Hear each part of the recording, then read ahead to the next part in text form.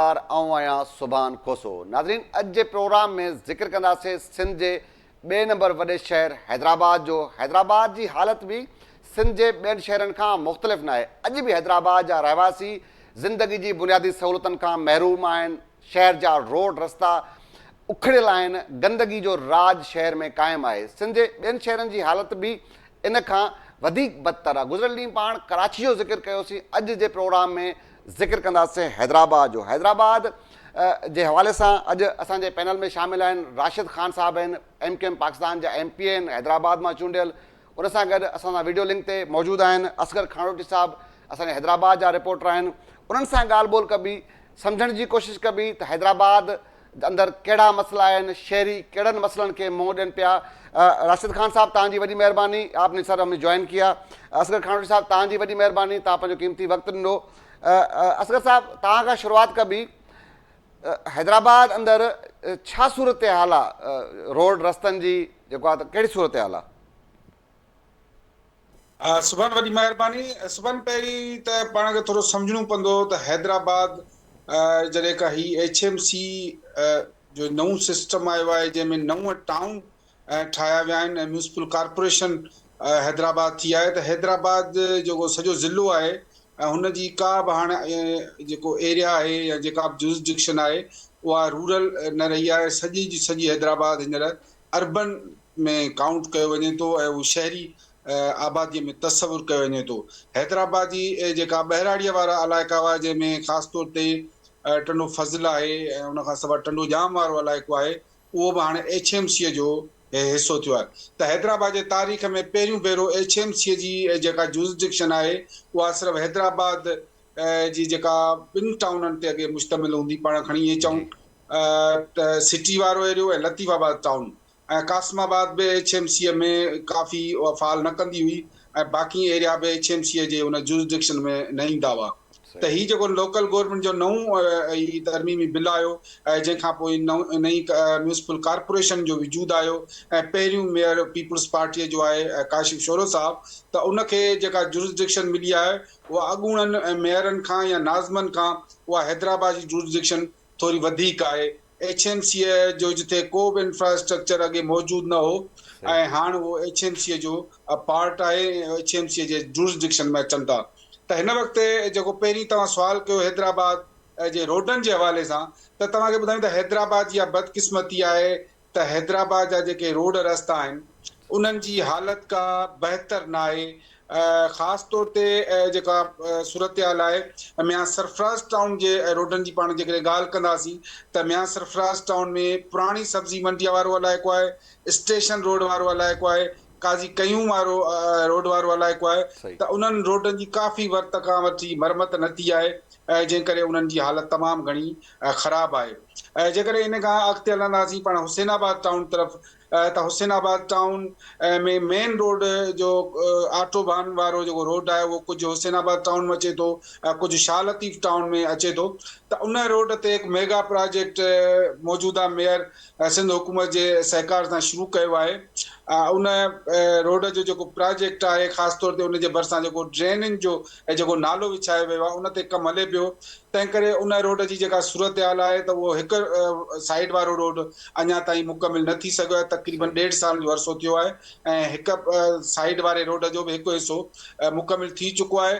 त उन खां सवाइ जेकॾहिं पाण शाह लतीफ़ टाउन जी ॻाल्हि कंदासीं, छाकाणि त आटोबान रोड सां मिलंदड़ एरिया शाह लतीफ़ टाउन जी आहे, त शाह लतीफ़ टाउन जा जेके ख़ासि तौर ते लतीफ़ाबाद वारो इलाइक़ो अचे थो, त उन में लतीफ़ाबाद नंबर 4 आहे, 7 आहे, 8 आहे, 9 आहे, 10 आहे, 11 आहे ऐं 12 आहे जेको महरली शाह सोसाइटी ॾे बि रोड वञे थो। त उन्हनि रोडनि जी बि का हालत बहितर नज़र नथी अचे। पर ईअं खणी चऊं त 2014 खां पोइ उन्हनि रोडनि जी में का बि क़िस्म जी मरमत न थी आहे। जेतोणीकि मौजूदा मेयर जो इहो पहिरीं जेका प्रेस कॉन्फ्रेंस कई हुई इक़्तिदार संभालण खां पोइ, मेयरशिप जो उहिदो वठण खां पोइ, त इहो ऐलान कयो त हैदराबाद में ख़ासि तौर ते रोडनि जो जेको आहे सो ॼार बहितर कयो वेंदो ऐं उनजी शुरूआति आटोबान रोड खां थी चुकी आहे। हाणे ॾिसजे त अॻिते कीअं थो उनखे फैलायो वञे। जॾहिं त हैदराबाद में शाह लतीफ़ टाउन खां पोइ कासमाबाद टाउन अहम एरिया आहे, उन एरिया में जेकॾहिं पाण ॻाल्हि करियूं त उन एरिया में मौजूदा मेयर अलमदार चौक खां वठी सहरिश नगर ताईं रोड जी मरमत कराई हुई, पर जीअं त पाण खे ख़बर आहे त हिते हिन मुल्क में मुख़्तलिफ़ इदारा आहिनि जिन जी कोऑर्डिनेशन जी लेक आहे। त थियो ईअं जो वासा पारां उन रोड ते ॿीहर नेकाल जी जेका लाइन विछाई वई आहे, जंहिंखां पोइ ख़ासि तौर ते अली पैलेस खां वठी सहरिश नगर ताईं, त उन रोड जी अली पैलेस खां वठी सहरिश नगर ताईं ॿीहर हालत ख़राब थी वई आहे। हालांकि सिर्फ़ु महीनो अॻे उन जी मरमत कराई वई ऐं उन महीने खां पोइ जे दौरान ॿीहर उते लाइनूं खोटियूं वयूं, जेके लाइन खोटण खां पोइ उन सही रोड जी हालत तमामु घणी ख़राबु आहे। जॾहिं त उन खां पोइ जेकॾहिं पाण मियां सरफराज़ टाउन खां पोइ जेकॾहिं नेरून कोट वारे टाउन जी ॻाल्हि कंदासीं, नेरून कोट वारे इलाइक़े में हाला नाको वारो इलाइक़ो अची थो, साइमा प्लाज़ा, लालू लाशारिया वारो रोड आहे, त उन्हनि रोडनि जी बि हालत तमामु घणी ख़राबु आहे। ख़ासि तौर ते हाला नाके वारे रोड जी ऐं हाला नाका रोड खां वरी टंडोजाम तरफ़ जेको रोड वञे थो, उन रोड जी काफ़ी वक़्त खां वठी मरमत न थी आहे। ऐं उन खां पोइ जेकॾहिं परेटाबाद टाउन जी पाण ॻाल्हि कंदासीं त परेटाबाद टाउन में ख़ासि तौर ते एक्सपो सेंटर वारो जेको रोड आहे उन जी हालत बि तमामु घणी ख़राबु आहे ऐं उन जी बि काफ़ी वक़्त खां वठी मरमत न थी आहे, ऐं जंहिंजे करे शहरनि खे तमामु घणियूं ॾुखियाइयूं पेश अचनि थियूं। सही ऐं जॾहिं त बिल्कुलु तव्हांखे हुसैनाबाद टाउन जी बि मूं ॻाल्हि ॿुधाई, हुसैनाबाद टाउन में अंदरि गलियुनि में कुझु पेवर ब्लॉक जा कम थिया आहिनि, पर जेके मेन रोड वारा इलाइक़ा आहिनि, ख़ासि तौर ते जेके मेन रोड आहिनि, उन्हनि जी हालत तमामु घणी ख़राबु आहे ऐं उन्हनि खे जे मरमत जी तमामु घणी सख़्तु ज़रूरत आहे हिन वक़्तु। सही ठीकु आहे। असगर साहब तव्हां सां गॾु लाइन ते मौजूदु रहो। असां सां गॾु राशिद खान साहब आहिनि, हैदराबाद में चूंडियल MP आहिनि, MQM पाकिस्तान से उनका ताल्लुक है। बहुत शुक्रिया राशिद खान साहब, आपने टाइम दिया।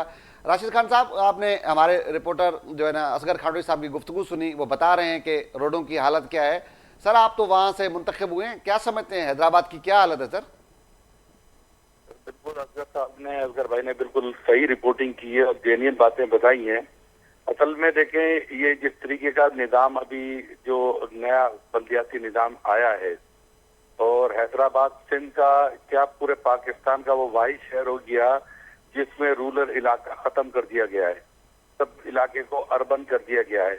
ये जो अर्बन इलाके पहले से मौजूद थे वो फैसिलिटी से उनको वो फैसिलिटीज नहीं मिल रही थी, तो अब वो जो रूरल को कुछ उस बुनियाद पर कुछ चीजें मिल जाती थी वो भी खत्म हो गई। आप अगर टंडो फजल की साइड पे चले जाएंगे तो बुरा हाल लगा हुआ है। आप मूसा कटियान चले जाएंगे, आप टंडोजाम के और जो दूसरी पहले यूसियां होती थी वो सारे इलाके तबाह बर्बाद है। शहर जहाँ मेरी कॉन्स्टिट्यूंसी है उसके अंदर मियां सरफराज टाउन और इसके साथ जो है वो कुछ इलाका परेटाबाद टाउन का है और बाकी इलाका मेरे पास कैंटोनमेंट का सारा एरिया है, ठीक है ना। अब ये हैदराबाद का ओल्ड सिटी एरिया सारा का सारे पे मुश्तमिल मेरी कॉन्स्टिट्यूंसी है। सही। लेकिन यहाँ पे पिछले 16 साल से सिंध गवर्नमेंट ने कोई ऐसा मेगा काम नहीं किया जिससे हम ये कह सकेंगे हैदराबाद के शहर के लिए सिंध गवर्नमेंट कोई इंटरेस्टेड है। वैसे तो सिंध गवर्नमेंट लाड़काना के लिए भी इंटरेस्टेड नहीं होगी, बेनजीराबाद के लिए भी इंटरेस्टेड नहीं होगी, सिवाय कागजों पे और बहुत सारी चीजों के ऊपर जो करप्शन हो रही है उसके साथ साथ 33,000 अरब रुपया उसमें से हैदराबाद को तो कुछ भी नहीं दिया गया। ये 1.5-2 साल हो गए। असगर भाई बता रहे हैं जो ऑटोबान रोड जी। अब आप ये सोचें कि हैदराबाद का इंतहाई मेन कमर्शियल एरिया है इस वक्त ये, सही, और वो 1.5-2 साल से वहां पे जो है कारोबारी सरगर्मियां भी मुतासिर हो रही हैं और पूरे सिंध के पोश एरिया से भी और मिडिल क्लास के लोग भी वहां पे शॉपिंग करने आते हैं। सही। अभी ईद आ गई है हमारे पर सर के ऊपर, ट्रैफिक का एक वैसी हैदराबाद में ट्रैफिक की जो है ना वो निजाम धर्म भरम है, कोई ट्रैफिक के निजाम को कंट्रोल करने के लिए अच्छा इदारों ने भी ये देख लिया है कि जो एडमिनिस्ट्रेशन होती है कि जिस तरीके से पॉलिटिकल लोगों की विल नहीं है तो एडमिनिस्ट्रेशन भी बिल्कुल जो है वो सिर्फ उन पॉलिटिकल लीडरों के जमातों के नौकरों की तरह काम कर रहे हैं। सही। कोई हैदराबाद में एक इंक्रोचमेंट ड्राइव शुरू की गई, वो भी किसी को फैसिलिटेट करने के लिए गांवों को तबाह बर्बाद कर दिया कि किसी की जमीनों को वारगुजार कराने की चक्कर में कि वहां पे हाउसिंग स्कीम बनेंगी। सही। तो वो इंक्रोचमेंट के जी वादुआ के ऊपर हम कोई बहुत अच्छी नहर बनाने जा रहे हैं, जबकि कासमाबाद का तकरीबन जो नसीम नगर का और इस अलमदार चौक का बहुत सारा सेवरेज सारा का सारा वो वाधवा नहर के अंदर डाल दिया उन्होंने। अब कोई ड्राइव नहीं है, इंक्रोचमेंट पूरे शहर के अंदर बेतहाशा इंक्रोचमेंट हो रही है। एक फेडरल इंस्टीट्यूट बनाया गया हैदराबाद के अंदर, यूनिवर्सिटी बनी, उसके पूरे अतराफ में इंक्रोचमेंट है, लेकिन इंतजामिया के सर पे जूं नहीं रेंग रही। कोई काम करने को कहते हैं ना, किसी चीज से कोई काम किया जाता है, सही। हुकूमत नाम की कोई चीज नहीं है, कोई काम करने को तैयार नहीं है। अब हैदराबाद के लोग जो हैं, ये हैदराबाद एक कदीमी शहर है, मैं आपको भी शायद इल्म होगा, हैदराबाद की तारीख सिंध के हड़प्पा मुंजो दाड़ो के बाद अगर कोई तारीखी शहर है तो वो हैदराबाद है। सही। 2000 साल पुरानी इसकी तारीख है शहर की भाई, और इस शहर को आपने यतीम और लावारिस कर दिया। इस शहर के साथ लोगों के साथ आपने जुल्म रवा रखा हुआ है। पीने का साफ पानी लोगों को नहीं मिल रहा, रोड रास्ते नहीं मिल रहे, कोई डेवलपमेंट का काम नहीं है। अब इस क्या आप मतलब तवक्का करेंगे? हुकूमत जो होती है उसके लिए कहा जाता है हुकूमत माँ होती है, mayor father of the city है। सही। मैं मतलब आप ये असगर भाई गवाह होंगे इस बात के कि मेयर साहब ने अपनी जितने भी टाउन है उन टाउनों में जाके विजिट भी नहीं किया होगा। सही। कि उनको ये पता हमने ही भी नहीं होगा कोशिश की कि मेयर साहब होते तो कि शायद, हमने भी कोशिश की मेयर साहब हमारे साथ मौजूद होते तो कम से कम वो अपना मौक़िफ़ रख सकते, लेकिन हमने बहुत ज़्यादा कोशिश की, लेकिन वो लाइन अप नहीं हो सके हमारे साथ। जी। और असल में तो वहाँ पता क्या मसला हो गया, वहाँ के उनके अपनी जो पीपल्स पार्टी के जो चेयरमैन हैं, अब वो जो हैदराबाद से जो जीत कर आए वो खुद इजलासों में शोर करने लग गए ओके। और उनको थ्रेट किया जा रहा है। वो लाजमी बात है, जो लोग हैदराबाद से जिस तरीके से भी मुंतखब होकर आए वो अपने लोगों के अंदर जवाब दे तो होंगे ना। जाहिर सी बात है। यूसी चेयरमैन इजलास के अंदर खड़े हो गए, उन्होंने रोना शुरू कर दिया कि आपने हैदराबाद और लतीफाबाद का तो बुरा हाल कर दिया है, और कासमाबाद को भी कोई ऐसा गुलो गुलजार नहीं बनाया हुआ मेरे भाई। सही। कासमाबाद की पूरी कॉम्पिटेंसी में जहाँ इनके अपने घर हैं उनको तो इन्होंने बेहतरीन कर दिया, लेकिन बहुत सारे इलाके ऐसे कासमाबाद में, मैं अभी भी आप ये असगर भाई गवाह होंगे कि कासमाबाद के बहुत सारे इलाकों के अंदर क्या है, हुसैनाबाद के इलाके में क्या है। और हल्का बंदी की तब्दीली इस तरीके से की गई है कि एक साहब को फैसिलिटेट करने के लिए हुसैनाबाद टाउन में कासमाबाद से एक यूसी को हुसैनाबाद टाउन में डाल दी। तो भाई हुसैनाबाद टाउन में भी तो पीपल्स पार्टी के लोग होंगे ना, वहीं से किसी को टाउन चेयरमैन बना देते। लेकिन एक साहब को खुश करने के लिए उन्होंने कहा जी मैं ये यूसी मेरे बेटे की है, इसको आप हुसैनाबाद में डाल दें। सही। जो कासमाबाद में उनको पता है शोरो साहब होंगे। ठीक है। आप देखें बंदरबाग भी किस तरीके से, किस प्लानिंग के तहत की जाती है। ठीक है। ठीक है, राशिद खान साहब लाइन पे ही हमारे साथ ही आप मौजूद रहें, गुफ्तगू हमारी जारी रहेगी, हैदराबाद के मसाइल पर ही हमारी गुफ्तगू होगी। असगर साहब तान है वो असगर साहब गंदगी सिंध जे ॿियनि शहरनि खां हैदराबाद बहितर आहे गंदगी जे हवाले सां, सफ़ाई सुथराई जे हवाले सां चई सघूं था पाण इहो? न बिल्कुल भी न। सुभाणे असल में ॻाल्हि आहे त हैदराबाद सां जेका वॾी में वॾी ज़्यादती आहे, तव्हांखे ॿुधी हैरत थींदी त हैदराबाद शहर खे अञा ताईं मुकमिल ड्रेनेज जो निज़ाम न मिली सघियो आहे। पाण चऊं था त हैदराबाद सिंध जो ॿियो नंबर वॾो शहर आहे, पर बदकिस्मतीअ सां हैदराबाद शहर जो को प्रॉपर ड्रेनेज जो निज़ाम अञा ताईं न अची सघियो आहे। गुज़िरियल सालनि में केतिरा ई मेयर आया, केतिरा ई नाज़िम आया, पर को बि मेयर, को बि नाज़िम हिन वक़्त ताईं मौजूदा मेयर बि पंहिंजी प्रेस कॉन्फ्रेंस में जेका हुई उहा दावा कई हुई त हैदराबाद खे असां नओं मास्टर प्लान ॾींदासीं, उन जेको ड्रेनेज जो निज़ाम आहे उनखे आणींदासीं। छा त ड्रेनेज जी इहा सूरत हाल आहे जो जेकॾहिं का बरसाति थिए थी त ख़ाली पियल ग्राउंडनि में पाणीअ खे निकाल कयो थो वञे, क़ब्रिस्ताननि में निकाल कयो थो वञे ऐं पार्कनि में निकाल कयो थो वञे, ऐं पोइ नतीजनि पोइ हेठाईअ वारा इलाइक़ा आहिनि उहे ॿुॾनि था।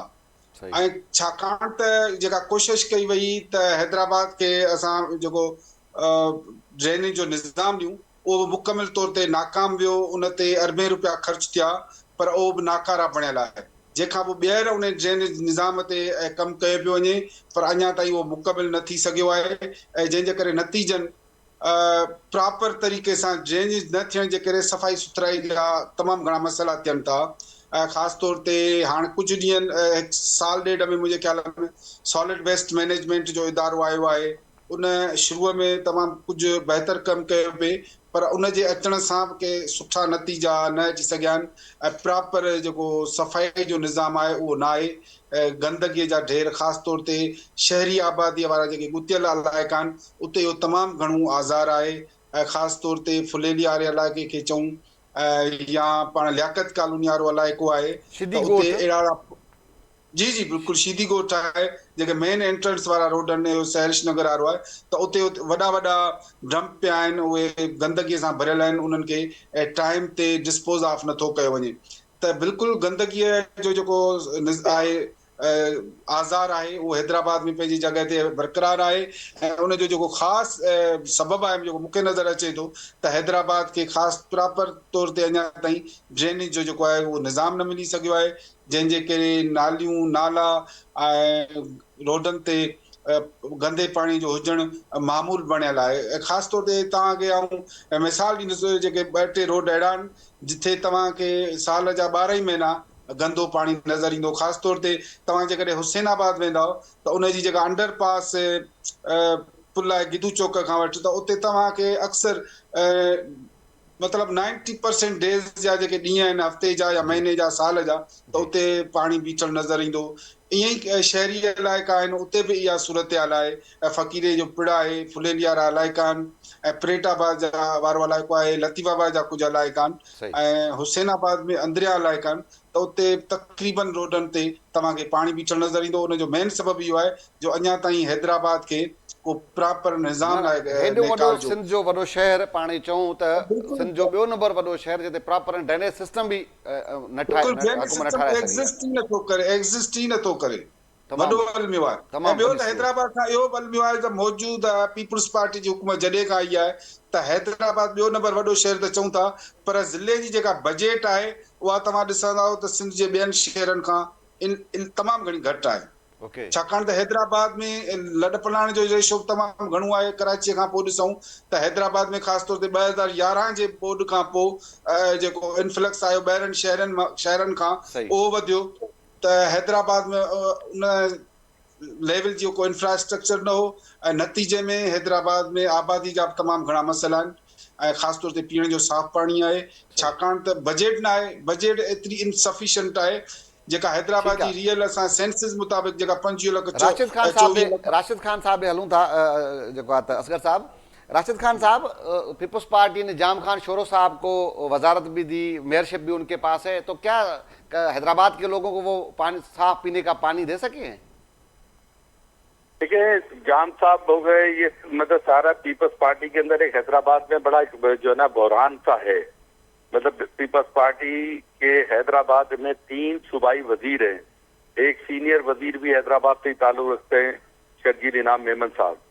जान साहब एक सीनियर पॉलिटिशियन है और एक अरसे से पीपल्स पार्टी की वजारत चला रहे हैं।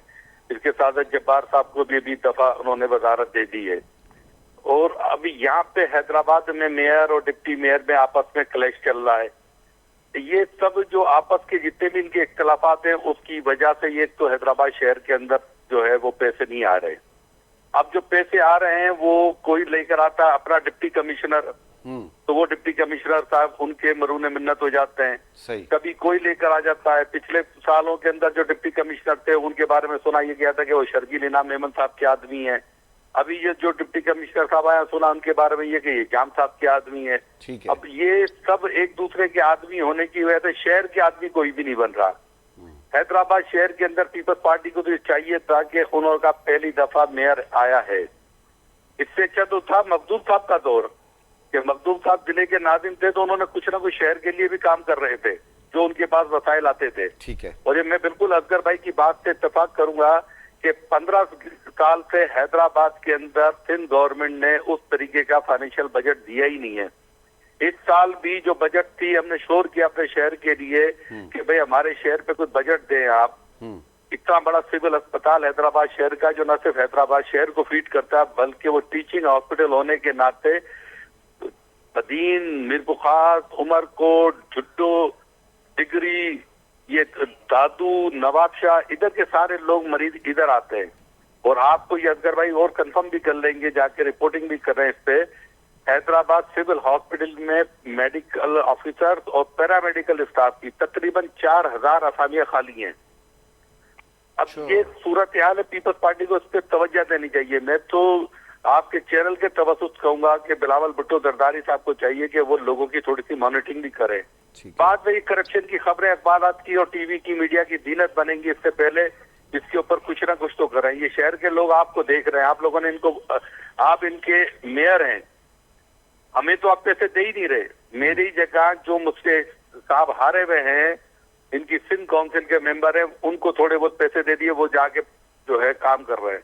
हमारे पिछले लास्ट ईयर में सुभान साहब जो एमएनएस को पैसे मिले थे, उसकी बुनियाद पे हमने अंदरून हैदराबाद के अंदर जो जो इनके एरिया से एमएनएस के, वहाँ हमने बिल्कुल थारोली काम कराया। और उसमें हमारे पास तो क्योंकि कोई जबान का बैरियर है नहीं, बिल्कुल हम मुत्तहिदा कौमेंट पाकिस्तान जो है वो जबान पे अब यकीन नहीं रखती। वो कहती है कि ये सारे सिंध के बसने वाले सारे लोग हमारे वोटर हैं, हम ये क्लेम करते हैं। हम सबको अपना अपना वोटर समझते हैं कि अभी हालात और वाकयात चले उनके साथ, हमारे साथ नहीं है, लेकिन हम सबके लिए बात करते हैं। हमें तो सिंध के शहरी सर कभी कभार शहरी अली खुशी साहब को बता दें कि वो पूरे सिंध के अपोजिशन लीडर हैं, हमारे अपने लोग हैं। तो अब आप ये देख लें, इस वक्त जो सिस्टम हमने 2005 और 2 से लेके 2009 तक ड्रेनेज का सिस्टम डाला था, जो फिल्टर प्लांट हमने बनाए थे, जो सेवरेज प्लांट हमने बनाए थे, उसमें एक मतलब एमजीडी वाटर का भी इजाफा नहीं किया गया हैदराबाद शहर के अंदर। सही कि कोई नए फिल्टर प्लांट बनते, कि पानी हमारे पास दरिया सिंध हमारे साथ बह रहा, हमारे शहर के अंदर, हमारे शहर के चारों तरफ पानी है, पुलेली कैनाल, चैनल कैनाल सारी मौजूद हैंगी, लेकिन उसके बावजूद शहरी पानी से महरूम है, तरस रहे हैं। सही। मैं जब शहर की बात कर रहा होता हूँ तो मैं टंडो फजल की भी बात कर रहा होता हूँ, मैं टंडो हैदर की बात कर रहा होता हूँ, मूसा कटियान की भी बात कर रहा होता हूँ, मैं टंडो जाम की भी बात कर रहा होता हूँ। अच्छा सर, आपके हल्के की क्या सूरत हाल है सर? अब अगर आपके हल्के की बात की जाए तो आपके हल्के, क्योंकि आप तो वहाँ ज्यादा आते जाते रहेंगे, वैसे तो हैदराबाद भी आपका शहर है, लेकिन आपका जो हल्का है वहाँ क्या सूरत हाल है सर? मेरे हल्के के अंदर इस वक्त इंतहाई पानी की इंतहाई बुरी सूरत हाल है। छोटी गिट्टी हो गया, अपना मीर का इलाका हो गया, ये टंडो वली मोहम्मद हो गया, हीराबाद हो गया, सब जगह पानी का प्रॉब्लम है। इस्लामाबाद हो गया, सब जगह पानी का प्रॉब्लम है। पानी नहीं है, और जो पानी आ रहा है वो गंदा पानी आ रहा है। लाइनें जो कहीं अगर डैमेज हो गई हैं तो उनको सफाई सुथराई की सर क्या अगर कहा जाए कि आपके हल्के में सफाई सुथराई का निजाम, तो क्या समझते हैं कि सिंध के दीगर शहरों से बेहतर है? जी, सफाई के हवाले से मैं मतलब जो है ये बात जरूर कहूंगा कि ये सॉलिड वेस्ट वालों का जो मुआहदा हमारे एडमिनिस्ट्रेटर थे फारूक खान भाई, उन्होंने किया था, तो उस वक्त जो सिंध गवर्नमेंट ने इनके साथ डील करी है, जो मुआहदा हुआ है, लेकिन उसमें अब क्या अफसोस क्या हो रहा है कि जो वजीर आला सिंध साहब ने कहा कि 37,000 रुपए पे दी जाएगी मिनिमम, सही, पर वो सॉलिड वेस्ट वाले जितने भी लोग हैं ये सब हमारे पास हैदराबाद शहर आते हैं और उनको 20,000, किसी को 18,000, किसी को 15,000 देते हैं, और वो शायद अब इन्होंने स्टाफ भी कम कर दिया है, जिससे अब लग रहा है कि सफाई थोड़ी सी जो है वो खराब हो रही है। और जो इनके डंपिंग पॉइंट है उन पे से ये पहले तो फौरी तौर पर कचरा गार्बेज लेस करते थे, लेकिन अब डंपिंग पॉइंट के ऊपर तकरीबन 36 घंटे और 48 घंटे तक जो है गार्बेज पड़ा रहता है। ठीक है राशिद खान साहब लाइन पे हमारे साथ ही आप रहे हैं। अच्छा असगर साहब, एक तमामु वॾो मसइलो आहे सिंध जो, अॼुकल्ह कराची हुजे, हैदराबाद हुजे, सिंध जा ॿिया शहर हुजनि, मंशियात वारी जेका लानत आहे, ऐं ताज़ो हैदराबाद में डॉक्टर आकाश अंसारी वारो जेको मामिलो आहे उनखे पाण हुन सां ॻंढे बि सघूं था, छा सूरत हाल आहे? इंतिज़ामिया कुझु कंट्रोल आहे? सुमन, बिल्कुलु तव्हां जेका ॻाल्हि कई मंशियात जी, त मंशियात न सिर्फ़ु हैदराबाद पर सॼी सिंध जो वॾो मसइलो आहे। ऐं ख़ासि तौर ते शहरी इलाइक़नि में जे तइलीमी इदारा आहिनि, पोश एरियाज़ आहिनि, उते मंशियात जो वाहिपो तमामु घणो ख़तरनाक हद ताईं वधी वियो आहे। ऐं ख़ासि तौर ते जेका आइस, क्रिस्टल आइस आहे, उन खां सवाइ ॿिया हिकिड़ा नशे जा क़िस्म अची विया आहिनि जेके नौजवाननि में तेज़ीअ सां पकड़जनि पिया। ऐं छा उन्हनि जो नेटवर्क एॾो त मज़बूत आहे जो मुंहिंजे ख़्याल में उन्हनि खे ट्रेस आउट करण जे लाइ अञा ताईं पुलिस ओतिरी एतिरी इक्विप न आहे जो उन्हनि खे ट्रेस करे सघे। सही। को महीने ॿिए महीने को हिकु दुको को अहिड़ो जवाबदार या अहिड़ो मंशियात फरोश अहिड़ो गिरफ़्तार थिए थो, अदरवाइज़ उन्हनि जी गिरफ़्तारी आम तौर ते जेके मंशा जा जवाबदार आहिनि, मैनपुरी आहे, जेके रवायती चर्स अफ़ीम उन्हनि जा सप्लायर या उन्हनि जी गिरफ़्तारी अमलम त ॾिसण में अचे थी।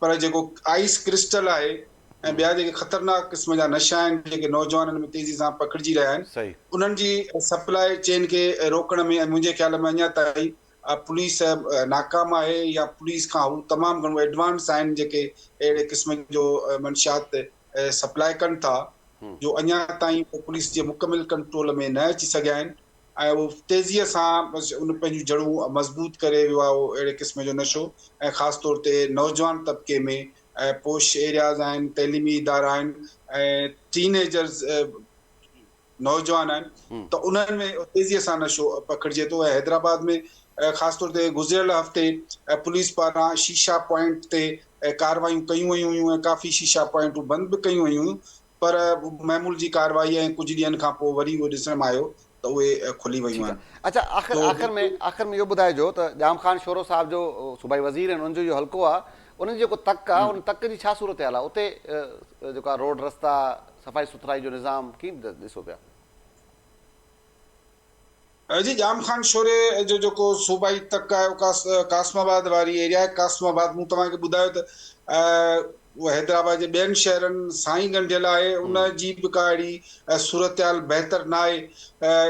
नओं हिकिड़ो स्कीम आहे जेका रिंग रोड वारी आहे, अल मंज़र खां वठी वञे थी जेको सिंधु दरिया वारो बंदारो किनारो आहे, ठीकु त आहे। इहा हिकिड़ी नई रिथा शुरू थी आहे जेका एक्सटेंड थी वरी लतीफ़ाबाद खां वरी वेंदे उहा टंडो मोहम्मद खान रोड ताईं एक्सटेंड थींदी। त इहे रिंग रोड वारी स्कीम त बहितर स्कीम आहे, पर जेके अंदरियां जेके गुतियल आबादीअ वारा इलाइक़ा आहिनि उन्हनि में अञा ताईं पंहिंजे जाइ ते इशू बरक़रार आहिनि। ऐं कासमाबाद में जेको वॾे में वॾो आज़ार आहे उहे ठीकु आहे। जेके सरकारी पार्क आहिनि, उन्हनि पार्कनि ते कब्ज़ा ऐं उन्हनि पार्कनि जी जेका बदहाली आहे उहा पंहिंजी जॻह ते बरक़रार आहे। सो हुकूमत खे ध्यानु ॾियणो पवंदो, ठीकु ख़ासि आहे, तौर ते हुकूमत खे बिल्कुलु बिल्कुलु साहब खे बिल्कुलु। त असगर खान कासमाबाद साहिबु जे इलाइक़े तव्हांजी बि वॾी महिरबानी, तव्हां पंहिंजो कीमती वक़्तु ॾिनो, हुकूमत खे बिल्कुलु तव्हांजी ॻाल्हि वांगुरु ध्यानु ॾियणो पवंदो। ऐं राशिद खान साहब, आपका बहुत शुक्रिया, आपने अपना कीमती वक्त निकाला KTN न्यूज़ के लिए। जी नाज़रीन, तव्हां राशिद खान साहब जी गुफ्तगू ॿुधी, असांजे सीनियर साथी असगर खानोटी जी गुफ्तगू ॿुधी, उन्हनि ॿुधायो आहे सिंध जे ॿियनि शहरनि वांगुरु ई हैदराबाद जा माण्हू गंदगी, रोड रस्ता तबाह हुजण वारे मसइलनि खे मुंहुं ॾियण ते मजबूर आहिनि। उन्हनि जो चवणु आहे त सरकार खे इन तरफ़ ध्यानु ॾेई करे जेके माण्हुनि जा अहंज आहिनि उहे घटाइण जी कोशिशि करणु घुरिजे। अॼु इन प्रोग्राम सुभाणे वरी कंहिं ॿिए इशू, कंहिं ॿिए शहर जे कंहिं इशू सां गॾु असां हाज़िर थी, तेसिताईं अला भाई।